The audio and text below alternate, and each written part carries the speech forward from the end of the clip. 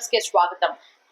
దేవరకొండ గుర్రంపోడు గ్రామానికి చెందిన తుర్పటి లింగయ్య అలివేలు దంపతుల జీవితాల్లో 10 ఏళ్ల నిరీక్షణ తర్వాత పుట్టిన కుమారుడు 4 నెలలకే కన్ను మూయడం తీవ్ర విషాదాన్ని నింపింది. డాక్టర్ల నిర్లక్ష్యం కారణంగానే తమ బిడ్డ ప్రాణాలు కోల్పోయాడని తల్లిదండ్రులు ఆరోపిస్తున్నారు. ఘటన వివరాలు: లింగయ్య అలివేలు దంపతులకు ఇప్పటికే 15 ఏళ్ల కుమార్తె ఉంది.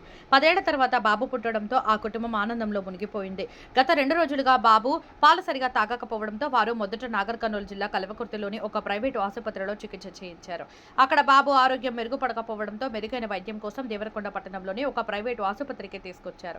అయితే దేవరకొండ ఆసుపత్రిలో బాబును పరీక్షించిన వైద్యులు అతని పల్స్ ఆక్సిజన్ స్థాయిలు ఎక్కువగా ఉన్నాయని వెంటనే మెరుగైన చికిత్స కోసం హైదరాబాద్కు తరలించాలని తల్లిదండ్రులకు సూచించారు.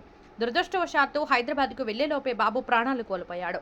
వైద్యులు సరైన సమయంలో స్పందించి ఉంటే తమ బిడ్డ బతికి ఉండేవాడని తల్లిదండ్రులు ఆవేదన వ్యక్తం చేస్తున్నారు. ఈ విషాద ఘటనపై పూర్తి వివరాలు తెలియాల్సి ఉంది. వైద్యుల నిర్లక్ష్యంపై బంధువులు ఆందోళన చేపట్టినట్లు తెలుస్తోంది. ఈ విషయంపై ఆసుపత్రి యాజమాన్యం గానీ అధికారులు గానీ ఇంకా స్పందించలేదు.